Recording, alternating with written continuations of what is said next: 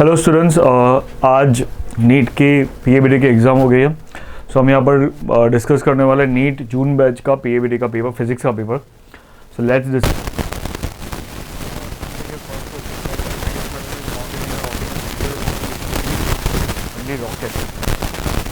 Rocket rocket में रखा हो। ओके, तो उसका टाइम पीरियड में assume time period of pendulum में 2π√L/T। ओके, अगर रॉकेट में सपोज का पेंडुलम रखा हो तो उसका जो इफेक्टिव एक्सेलरेशन होता है वो कितना हो जाएगा। रॉकेट यहाँ पर चार अलग अलग स्टेटमेंट बने हैं। तो फर्स्ट में क्या गिवन है कि comes down with uniform acceleration, तो रॉकेट नीचे की साइड आ रहा है with uniform acceleration. In that scenario क्या होगा कि जो पेंडुलम होगा उसके ऊपर की साइड एक एम फोर्स लगेगा एंड एम नीचे की साइड, मतलब इफेक्टिव एक्सेलरेशन उसका G-A के इक्वल हो जाएगा। तो अगर G-A हो जाएगा तो ये टाइम पीरियड क्या होगा, इंक्रीज होगा। यानी यहाँ पर हमें क्या पूछा, टाइम पीरियड डिक्रीज कब होगा, मतलब फर्स्ट स्टेटमेंट इनकरेक्ट है। सेकंड की वजह मूव्स अराउंड अर्थ इन अ जियो स्टेशनरी ऑर्बिट। जब रॉकेट अगर जियो स्टेशनरी ऑर्बिट में होता है कोई भी, तो जो net force become zero. Okay, जो वेटलेसनेस कंडीशन होती है, तो वेटलेसनेस कंडीशन में time period of pendulum infinity हो जाएगा। थर्ड वाला क्वेश्चन स्टेटमेंट अगर moves of with uniform velocity का टाइम पीरियड कोई चेंज नहीं होगा, जी का जी रहेगा। एंड लास्ट वाला moves of with uniform acceleration, तो जब अप तरफ जाएगा तो पेंडुलम के ऊपर एक सूडो फोर्स नीचे की साइड रहेगा। In that case effective acceleration G+ हो जाएगा। तो अगर ये टाइम जी इंक्रीज होगा तो टाइम पीरियड डिक्रीज होगा। In that scenario D option हमारा करेक्ट आंसर होगा। Going to next question, graph shown was obtained from experimental measurements of the period of oscillation for different masses placed in the scallop and on the lower end of the spring balance, the most likely reason for line not passing to the origin। मतलब assume हो गया time period किसके equal होता है, that is equal to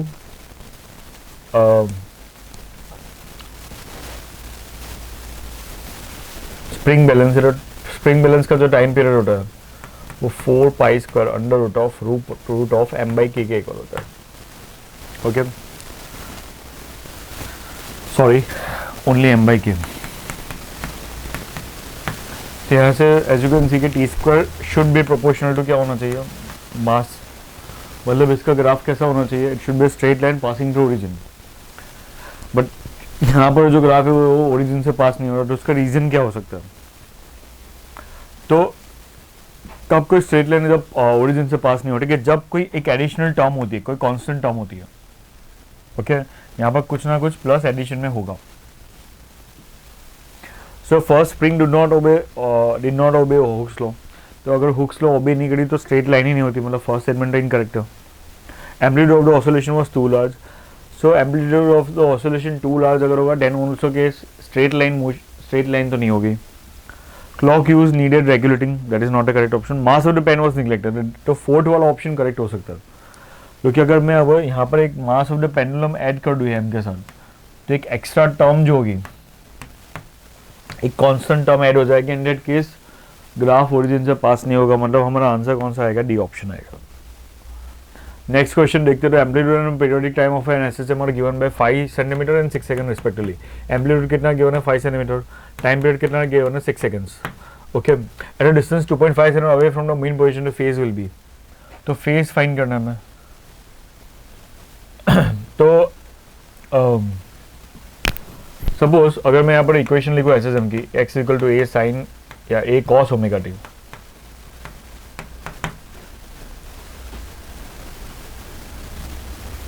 and may be better I will use a sine actually. तो x कितना लेंगे 2.5, a कितना लेंगे 5। ओके, सो ये 2.5/5 कितना हो जाएगा, हाफ हो जाएगा। तो इन दैट सिनेरियो जो ओमेगा टी मिलेगा, ओके, दैट विल बिकम क्या हो जाएगा, दैट इज π/6। सो π/6 हमारा फेज होगा। तो आंसर कौन सा आएगा, π/6। A particle is oscillating according to the equation x equal to 7 cos 0.5 πt, where t is in second. The point moves from the position of equilibrium position to maximum displacement in how many seconds? एक object main position से x equal to a तक जाएगा तो उसको कितना time लगेगा वो हमें फाइंड करना है। तो जो टाइम लगता है यहाँ से यहाँ जाने में वो t/4 के इक्वल होता है।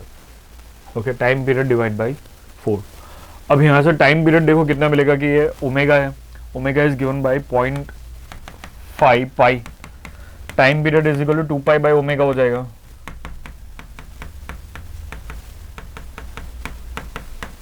तो आंसर क्या आ जाएगा 4 seconds, which is A option.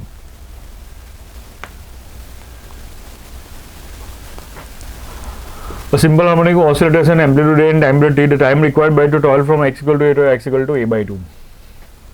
तो A से A/2 टॉगल करने में कितना टाइम लगता है? ओके, तो लेट्स से वो बिकॉज वो A से स्टार्ट कर रहे हैं, so I will consider the equation of motion will be A cos omega t। Maximum से स्टार्ट हो रहा है, दैट्स व्हाई x की वैल्यू अगर मैं A/2 पुट करता हूँ यहाँ पर, तो cos ओमेगा t की वैल्यू हाफ हो जाएगी। इन दैट सिनेरियो ओमेगा टी की वैल्यू हो जाएगी π/3। तो टाइम कितना होगा, दैट इज π/3 ओमेगा। फिर ओमेगा की वैल्यू कितनी होती है 2π/t के इक्वल होती है। सो ये पाई कैंसिल, तो हमारा आंसर आएगा t/6। Okay, which is A option. The potential energy of a simple harmonic oscillator when particle is half way to its end point.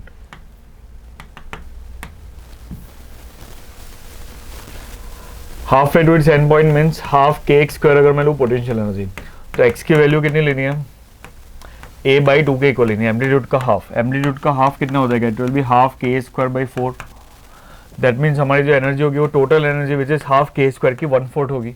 Means option कौन सा आएगा, बी ऑप्शन।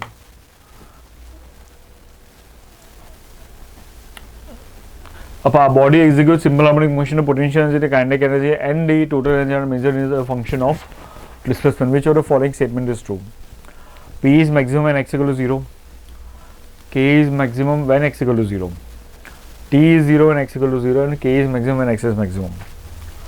तो ऑब्वियसली हमारा कौन सा ऑप्शन करेक्ट हो सकता है कि ये इज मैक्सिमम, क्योंकि x इक्वल टू 0 जब होता है मीन पोजीशन तब वेलोसिटी मैक्सिमम होती है, वेलोसिटी मैक्सिमम होगी मतलब काइनेटिक एनर्जी भी मैक्सिमम होगी, मतलब बी ऑप्शन करेक्ट ऑप्शन होगा। Total energy of a particle executing simple harmonic motion is what? तो टोटल एनर्जी हाफ k² के इक्वल होती है and does not depend on x, मतलब इंडिपेंडेंट ऑफ x होगी। हमारा आंसर आएगा C option. A particle executes simple harmonic motion with a frequency f. The frequency with which its kinetic energy oscillates. तो एक कोई भी ऑब्जेक्ट पार्टिकल ऐसे जब मोशन करता है उसकी वेलोसिटी की लेट्स से इक्वेशन होगी a omega sine omega t। Okay, तो काइनेटिक एनर्जी की जो इक्वेशन होगी वो half m a² omega square sine square omega t हो जाएगी। मतलब अगर मैं वेलोसिटी का ग्राफ ऐसे कुछ ड्रॉ करूं तो काइनेटिक एनर्जी का ग्राफ कुछ ऐसे होगा। तो जितने टाइम में ये एक साइकिल कंप्लीट करेगा एसएचएम का, उतने टाइम में ये kinetic energy 2 time cycle complete कर चुकी होगी। ओके, मतलब फ्रीक्वेंसी कितनी होगी काइनेटिक एनर्जी की, डबल होगी। मतलब एफ अगर फ्रीक्वेंसी एसएचएम की है तो काइनेटिक एनर्जी की फ्रीक्वेंसी कितनी होगी, 2f होगी। The spring executes SHM with mass of 10 kg attached to it. The force constant of the spring is 10 Newton per meter. If any instant the velocity is 40 cm per second, displacement will be how much? हमें क्या find करना है, displacement find करना है। Displacement is equal to क्या होता है,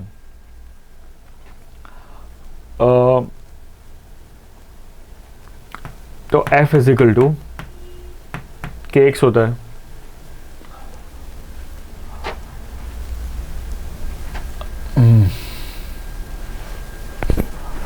and हमें यहाँ पर गिवन है डिस्प्लेसमेंट फाइंड करना है, we have to find out displacement. First of all हम क्या करते हैं कि लेट्स से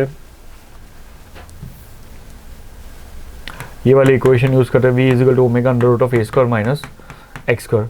v हमें कितना गिवन है, v velocity is 40 centimetre per second, जिसको मैं 0.4 मीटर पर सेकंड में कन्वर्ट लिख सकता हूँ।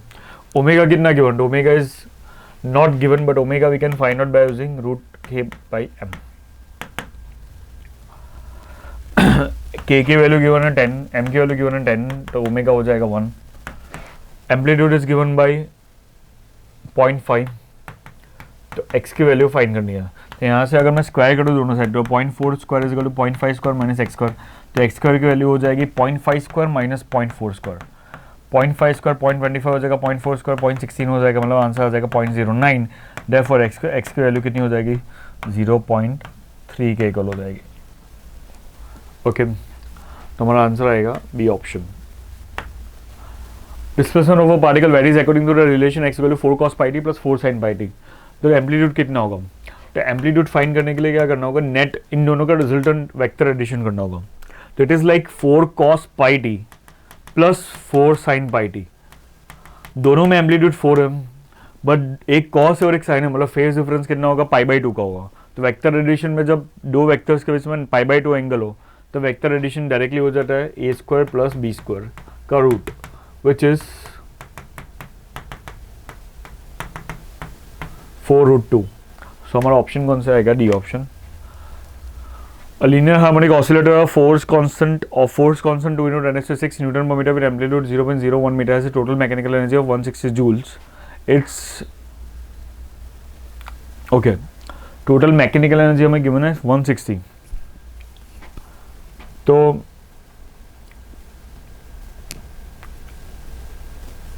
मैकेनिकल मैक्सिमम सी अगर मैं यहाँ पर फाइंड करूँ कि फोर्स कांस्टेंट गिवन है, एम्पलीट्यूड गिवन है, सो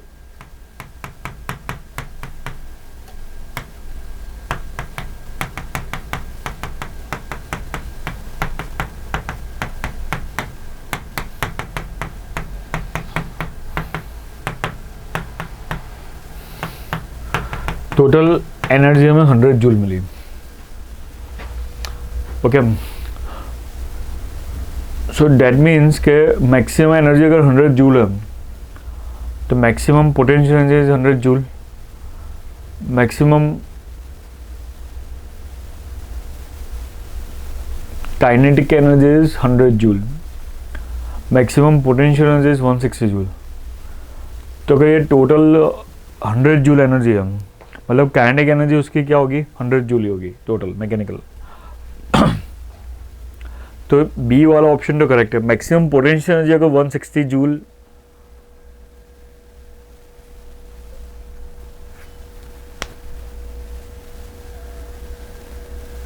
so both B and C are correct actually.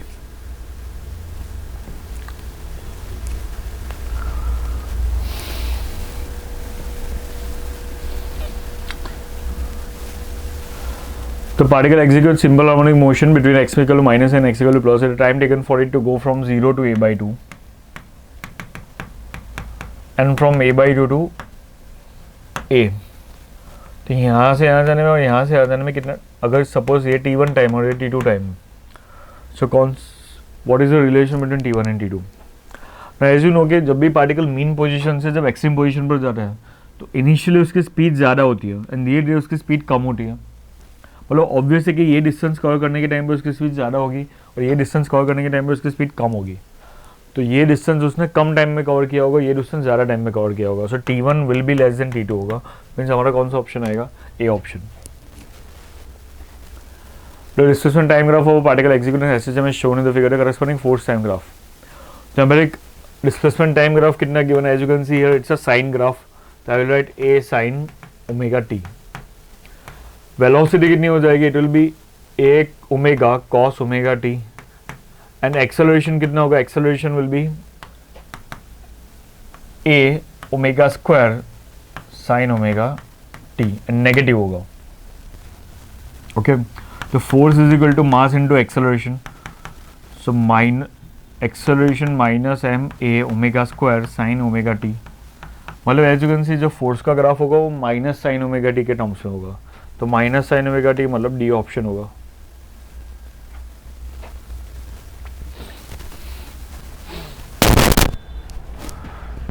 तो पोटेंशियल एनर्जी प्लॉट करनी है हमें,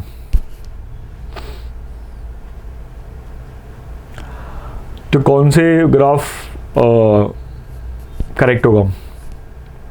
तो पोटेंशियल एज यू नो कि मैक्सिमम कहाँ पर होती है, maximum potential is at the extreme position. तो हमारा कौन सा ग्राफ करेक्ट होगा, D option. For a simple pendulum a graph is plotted between its kinetic energy and potential energy against the displacement which are following represent this correctly, वापस same कि कौन सा correct होगा. तो kinetic energy as you know के that is between extreme position पर, sorry mean position पर kinetic energy maximum होती है, एक्सट्रीम पोजीशन पर पोटेंशियल एनर्जी मैक्सिमम होती है. मतलब हमारा ग्राफ कौन कैसा, काइनेटिक का ग्राफ ऐसे होना चाहिए एंड पोटेंशियल का ग्राफ ऐसे होना चाहिए. तो कौन सा ऑप्शन वैलिड होगा? D option is correct. Length of a simple band is increased by 2%. Its time period will increase by, time period is equal to 2 pi root L by G होता है. तो if there is a very small change, okay, बहुत small change है 2%, तो delta T by T की value किसके equal हो जाएगी? Half delta L by L. And delta L by L कितना है? 2% है. तो डेल्टा टी बाई टी कितना होगा? 1% होगा, विच इज बी ऑप्शन.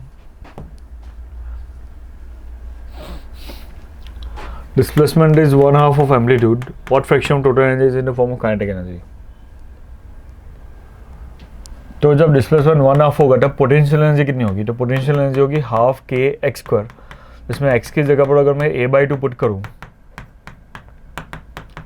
तो 1/4 ऑफ हाफ के स्क्वायर हो जाएगा, तो which is 1/4 of u, sorry 1/4 of e. अगर पोटेंशियल एनर्जी 1/4 ऑफ ई है तो काइनेटिक एनर्जी 3/4 ऑफ ई होगी.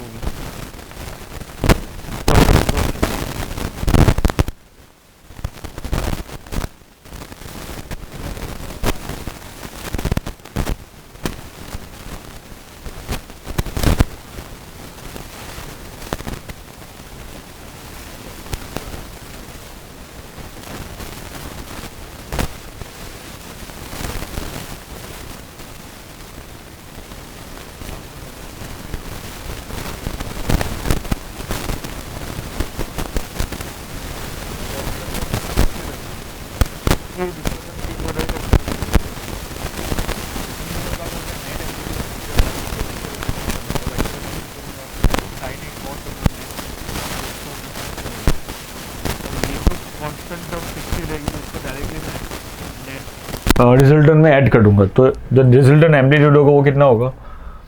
a0 plus under root of a square plus b square, which is A option. Two identical springs of spring constant 2k are attached to a block of mass and to fixed support. When the mass is displaced from the equilibrium position on either side, it executes simple harmonic motion or time period of oscillation of the system. तो time period of oscillation इसका find करना है. तो सी यहाँ पर देखो actually क्या क्या होगा कि like this two springs are in parallel. तो पैरेलल में अगर स्प्रिंग्स हो तो net spring constant, equivalent spring constant कितना हो जाता है? दैट इज 4k के इक्वल हो जाएगा. 2k plus 2k is 4k. सो अगर 4k अगर हम, तो what is the time period? Time period is equal to root of 2 pi root of m by k, जिसमें मैं m तो m नहीं रखूँगा, k की जगह पर क्या रख दूंगा? 4k रखूँगा. सो हमारा ऑप्शन कौन सा आ जाएगा? एंड यहाँ पर एक काम करेंगे, ये 4 को बाहर निकाल देंगे तो 2 हो जाएगा. तो pi under root of m by K, which is D option. Torque find करना है यहाँ पर. Torque is equal to as you know कि that is equal to r cross f. अगर यहाँ पर i j k रखूँ, r is 7 3 1 and f is -3 1 and 5. So यहाँ से ये 15 माइनस 1 हो जाएगा माइनस j, यहाँ से 35 प्लस 3 हो जाएगा, यहाँ पर प्लस k 7 माइनस प्लस 9 हो जाएगा. मतलब फाइनली हमारा आंसर आ जाएगा 14 i cap minus 38 j cap plus 17 k cap, sorry 16 k cap. ये option. In rotational motion of rigid body move it. तो रोटेशनल मोशन में क्या होता है कि कोई एक हर एक पार्टिकल जो होता है उसकी लीनियर वेलोसिटी डिफरेंट होती है, एंगुलर वेलोसिटी सेम होती है. ओके, कोई एक पॉइंट यहाँ पर होगा वो भी सेम टाइम में यहाँ पर आएगा, ये पॉइंट भी सेम टाइम में यहाँ पर आएगा, मतलब angular velocity will be same, but linear velocity सबकी डिफरेंट होगी बिकॉज सब एंगल इक्वल कवर करेंगे बट डिस्टेंस डिफरेंट कवर करेंगे. सो हमारा आंसर कौन सा आएगा? Different linear velocity and same angular velocity. ये कपल प्रोड्यूसेस, तो कपल क्या प्रोड्यूस करता है, प्योरली रोटेशनल मोशन प्रोड्यूस करता है। यहाँ पर देखिए in the adjoining fair along which axis is the moment of inertia of the triangular lamina will be maximum। तो मोमेंट ऑफ इनर्शिया कब मैक्सिमम होता है, जब मास सबसे दूर होता है एक्सिस से। तो अगर मैं ए बी लूँगा तो एक्सिस से सबसे दूर वाला पॉइंट ये सी होगा विच इज़ बी सी। अगर मैं B C as an axis लूँगा तो सबसे दूर वाला मास ए होगा, ए बी, एंड ए सी लूँगा तो सबसे दूर वाला मास ए होगा। तो एज यू कैन सी टीनो टीन एक्सिस में सबसे ज़्यादा दूर मास कहाँ पर है, कि when I am taking A B as the axis, क्योंकि तब जो मास सबसे दूर कितना है, बी सी जितना है, B C is the maximum distance तीनों में से। सो हमारा ऑप्शन कौन सा आएगा, maximum A B. Uniform metre square balance is at 40 centimetre mark when weights of 10 gram. Suppose एक यूनिफॉर्म मीटर स्क्वेयर है starting from 0 to 100 centimetre. Okay, अब यहाँ पर देखिए तो वो बैलेंस कहाँ पर हो रही है कि समवेयर अराउंड यहाँ पर 40 सेंटीमीटर पर।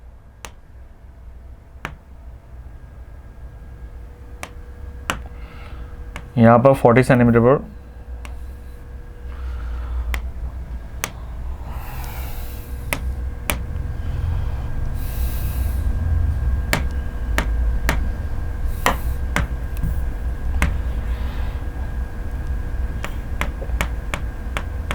बैलेंस हो रही है। ओके, और यहाँ पर देखिए तो 10 ग्राम और 20 ग्राम के मास सस्पेंडेड है। 10 सेंटीमीटर 20, मतलब यहाँ पर एक मास है जो 10 ग्राम का है और उसका डिस्टेंस 10 सेंटीमीटर है, और यहाँ पर एक मास है 20 ग्राम जो 20 सेंटीमीटर डिस्टेंस पर है। तो हमें weight of the metre square scale find करना है। तो because it is in equilibrium right now, तो टॉर्क्स अगर लगाएंगे तो यहाँ पर एक रिएक्शन फोर्स होगा इसका R. Okay, centre of gravity G होगी, वहाँ पर उसका ग्रेविटेशनल फोर्स होगा एम जी। तो नेट टॉर्क को अगर इक्विलिब्रियम में हम रखें, let's say I am finding torque with respect to this point P point, तो कौन कौन से टॉर्क्स लगेंगे, तो ये दोनों मास की वजह से टॉर्क इस साइड क्लॉकवाइज डायरेक्शन में, एंटी क्लॉकवाइज डायरेक्शन में लगेगा, और एम जी की वजह से क्लॉकवाइज डायरेक्शन में। तो I am writing 10G into the distance between this. तो ये यहाँ का इसका डिस्टेंस कितना होगा, ये डिस्टेंस होगा 40 - 10 विच इज़ 30। ये वाला डिस्टेंस कितना होगा, तो ये 20 और ये 40, तो 20 डिस्टेंस होगा, तो plus 20G into 20 is equal to इसका टॉर्क कितना होगा, इसका टॉर्क ऐसे होगा, एन एम जी इंटू ये गैप कितना होगा, तो ये 50 पर है और ये 40 पर है, मतलब ये 10 का गैप होगा। तो एम जी इंटू 10, यहाँ से अगर मैं जी कैंसिल कर दूँ तो ये 300 plus 400 is equal to M into 10। तो एम की वैल्यू हो जाएगी 70, मतलब हमारा आंसर होगा 70 ग्राम। The result of the system in the figure is a force of 8 Newton parallel to a given force to R. The value of PR. तो ये भी रॉड एक इक्विलिब्रियम में होगा, इक्विलिब्रियम में अगर होगा तो I can say that phi into PR, phi into PR is equal to 3 into QR।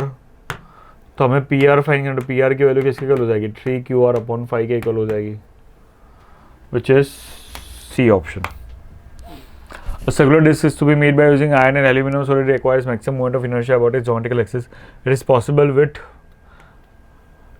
तो एक आयरन है और सम एल्यूमिनियम है, हमें एक सर्कुलर डिस्क बनानी है, तो मैक्सिमम मोमेंट ऑफ इनर्शिया कब होगा तो मैक्सिमम कब होगा, जब मास सबसे दूर होगा ओके एक्सिस से। एंड अगर मैं डिस्क बनाऊंगा तो देखो फर्स्ट है कि लेयर बाय एल्यूमिनियम और एल्यूमिनियम का और आयरन का लेयर। तो अगर मैं एल्यूमिनियम के रखूँ और उसके ऊपर एक आयरन रखूँ, ऐसे एक सर्कुलर डिस्क बनाऊँ, तो यहाँ पर जो मास होगा वो बहुत कम डिस्टेंस पर होगा। सेकेंड वाला देखो aluminium and interior, iron surrounding it, aluminium interior में रखूँ और आयरन उसके आजू बाजू सराउंडिंग में रखूँ, तो जो डिस्क बनेगी, या फिर आयरन इंटीरियर में एल्यूमिनियम सराउंडिंग में, तो हमें पता है कि जो आयरन होता है वो ज़्यादा मासी होता है, ज़्यादा डेंस होता है। तो ये वाले केस में एक्चुअली ज़्यादा मास बाहर की तरफ होगा। अगर मैं एल्यूमिनियम आयरन अंदर रखूँ और एल्यूमिनियम बाहर रखूँ तो कम मास बाहर की तरफ होगा, ज़्यादा mass because iron is dense, तो ज़्यादा मास एक्सिस की तरफ होगा। या फिर डी ऑप्शन है, sheet of iron is use at both external surface and aluminium sheet is as internal layers, use at both surface and aluminium sheet as internal layers. तो no, I think सबसे best कौन सा होगा कि जब iron सबसे दूर हो, which is second option, B हमारा करेक्ट आंसर होगा। Moment of inertia of a sphere of mass and radius r is high, keeping m constant if a graph is plotted between I and r, then it will form.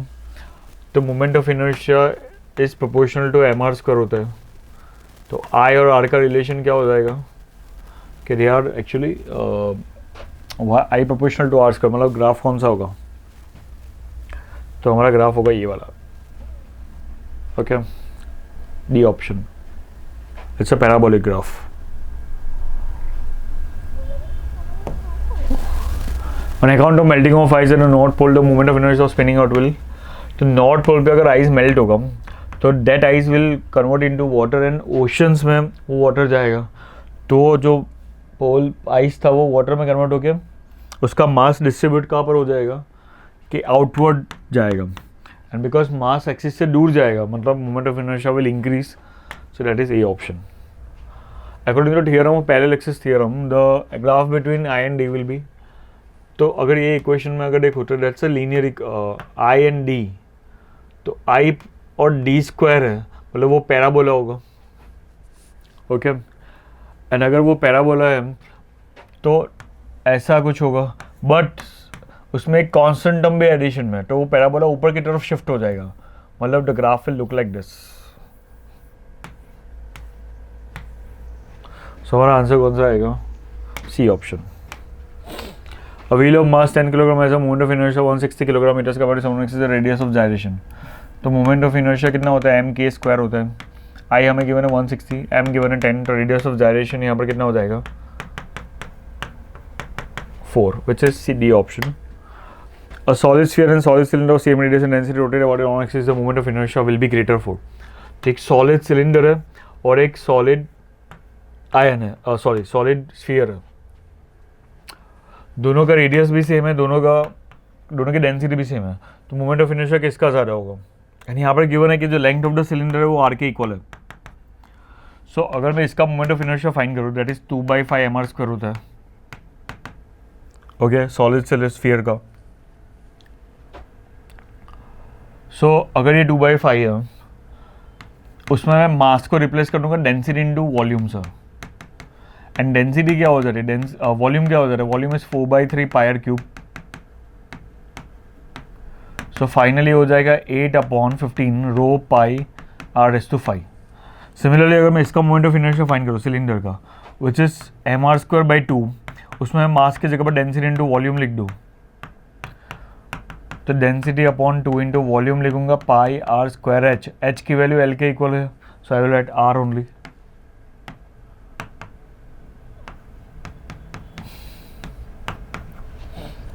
सो दोनों अगर कोई terms देखो तो यहाँ पर 8/15 है और यहाँ पर 1/2 है, तो कौन सी वैल्यू ग्रेटर होगी, 8/15 is obviously greater than 1/2, 8/15 is greater than 8/16, okay, so obviously 8/15 is greater than 1/2, मतलब हमारा आंसर कौन सा आएगा, solid sphere, B option.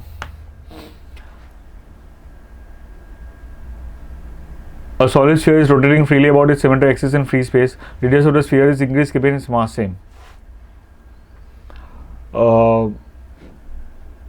Which of the following physical quantities will remain constant for the sphere?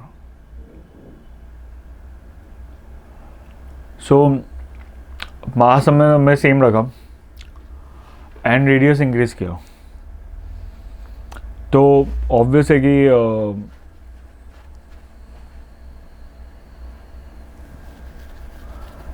Angular velocity का देखो तो जैसे जैसे अगर आर इंक्रीज होगा तो omega will get,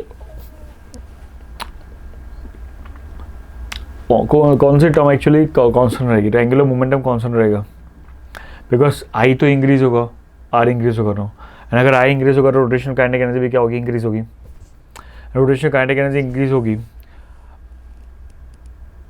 angular velocity obviously जो होगी that will also increase. So answer C होगा angular momentum.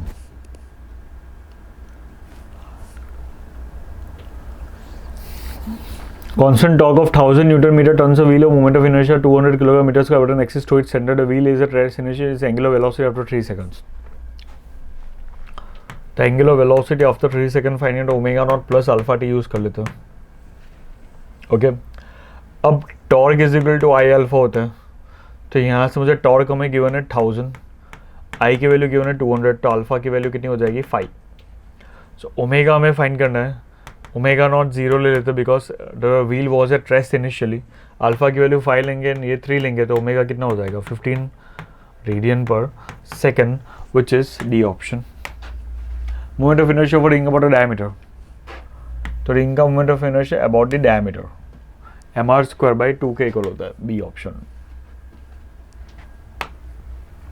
तो mass and radius of hollow sphere और हमें M N R respectively and its moment of inertia with respect to its diameter. Hollow sphere है तो 2/3 mr². The moment of inertia of a rectangular plate about an axis perpendicular to its plane and passing to its center is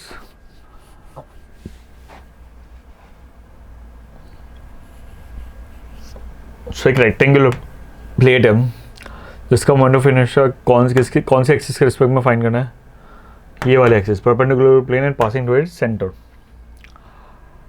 normally इसका moment of inertia अगर मुझे find करना हो तो हम क्या यूज़ कर सकते हैं कि इट्स एक प्लेट जो होती है वो रॉड्स की समेशन होता है. ओके अगर इसको मैं डिवाइड करूँ तो बहुत सारे रॉड्स बन सकते हैं. रॉड का मोमेंट ऑफ इनर्शिया हमें ऑलरेडी पता होता है कि दैट इज इक्वल टू कितना होता है, दैट इज ml² by 12 होता है. ओके सपोज मैंने ये वाला रॉड लिया अभी, कौन सा, सपोज ये वाला एक रॉड मैंने लिया जिसका मोमेंट ऑफ इनर्शिया है ml² by 12. तो उसका ये जो मेन सेंटर है रेक्टेंगल का उससे डिस्टेंस कितना है, लेट्स से अभी x के इक्वल है. ओके तो अगर मुझे ये रॉड का जो येलो रॉड है उसका मोमेंट ऑफ इनर्शिया फाइंड करना with respect to this centre, तो मैं पैरेलल एक्सिस थ्योरम यूज़ करूँगा.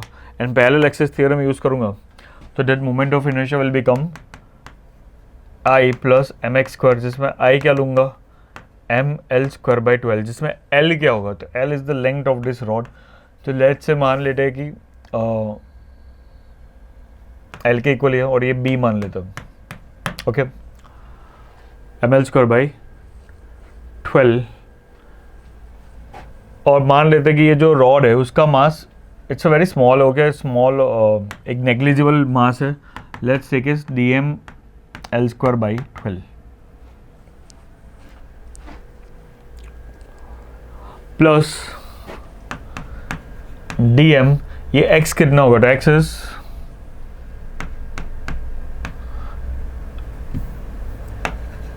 दैट वी डोंट नो कि वो हमें करना होगा.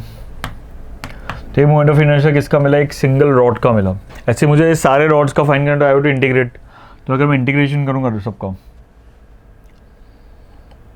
बट इंटीग्रेट करने से पहले मैं क्या करता हूँ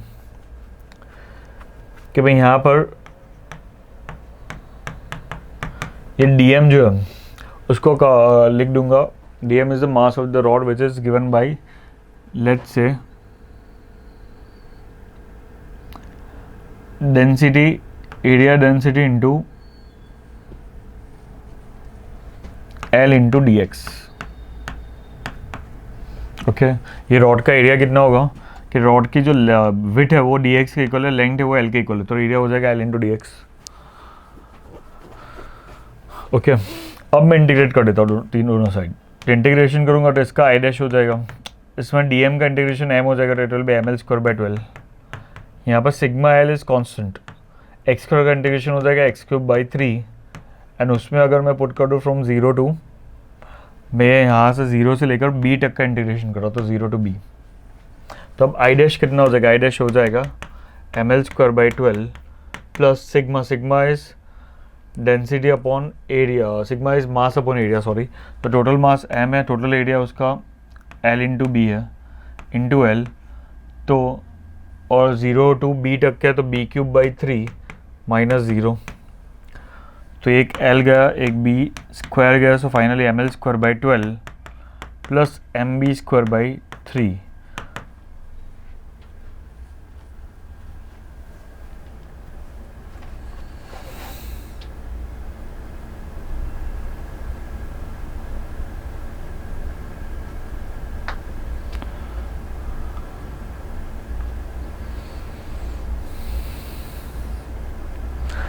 यहाँ पर एक मिस्टेक एक्चुअली हमारी ये हुई कि I should have taken from minus B to B by to B, not 0 to B,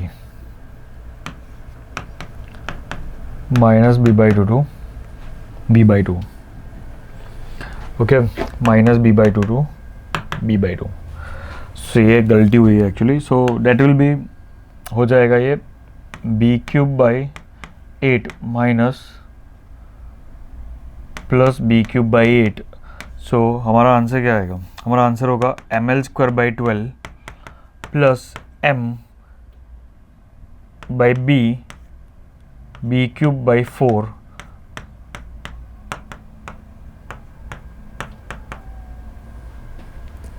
and already एक 3 था,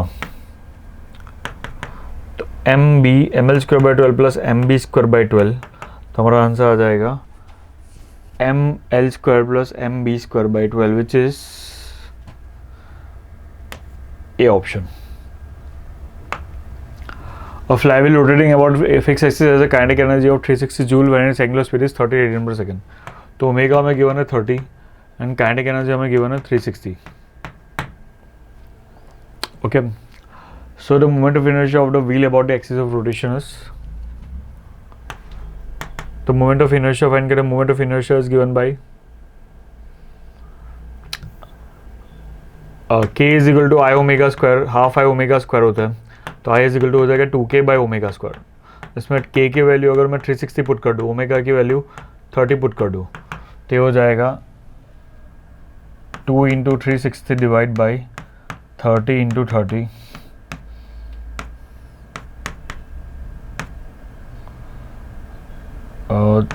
थ्री टेन ज़ा 3 4 ज़ा, तो 8 बाई 10 विच इज 0.8, तो हमारा आंसर आएगा C option. The moment of inertia of a uniform circular ring having a mass and radius about an axis tangential to the ring and perpendicular to its plane. Like ring ऐसे कुछ होगी या नहीं, यहाँ पर इस axis के respect में हमें मोमेंट ऑफ इनर्शिया फाइंड करना है, तो ये वाले एक्सिस के रिस्पेक्ट में moment of inertia M R square होता है, तो ये वाले एक्सिस के रिस्पेक्ट में कितना हो जाएगा, प्लस हम पैरेलल एक्सिस थ्योरम यूज करते हैं M R square plus M into R square, मतलब कितना हो जाएगा 2 एम आर स्क्वायर हो जाएगा। सो आंसर आएगा A option. 3 point masses are located at the vertices of an equilateral triangle of length A.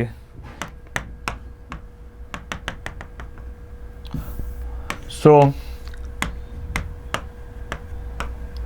the moment of inertia of the system about an axis along the altitude of the triangle passing through M1, मतलब ये वाले axis के respect में moment of inertia find करना है। तो सी यहाँ पर दो ही मास है M2 और M3, ये वाले एक्सिस M1 के तो बिल्कुल ऊपर से पास हो रहा है, मतलब इसका मोमेंट ऑफ इनर्शिया कितना हो जाएगा M2 इंटू, और ये डिस्टेंस कितना होगा A/2, ये डिस्टेंस भी कितना होगा A/2, तो M2 into A/2 square plus M3 into A/2 square, so that is M2 A square by 4 plus M3 A square by 4, so हो जाएगा M2 plus M3 A square by 4 which is A option. यहाँ पर देखो for moment of inertia of a sphere of mass and radius R about its diameter is I, 4 such spheres are arranged as shown in the figure. The moment of inertia of the system about axis x dash। तो 4 sphere हो गए, 4 spheres का मैं moment of inertia find करना है।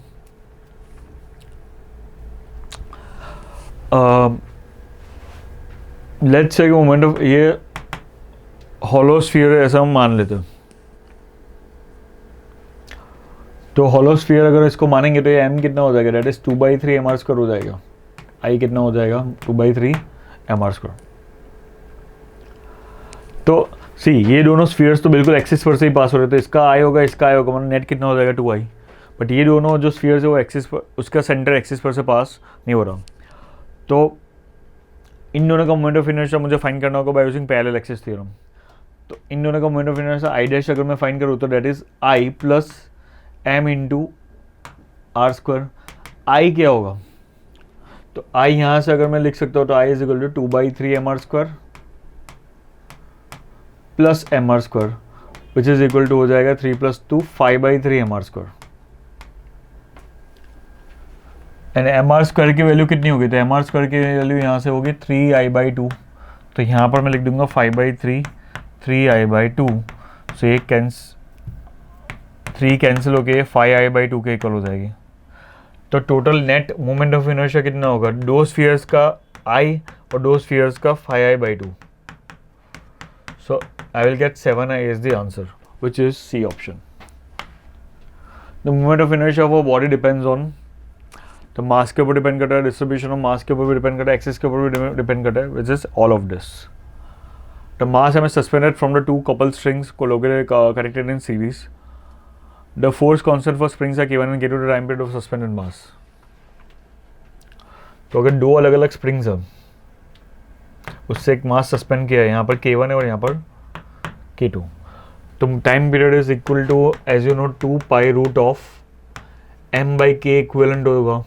k equivalent for 2 springs in series कितना होगा, that is K1 K2 upon K1 + K2।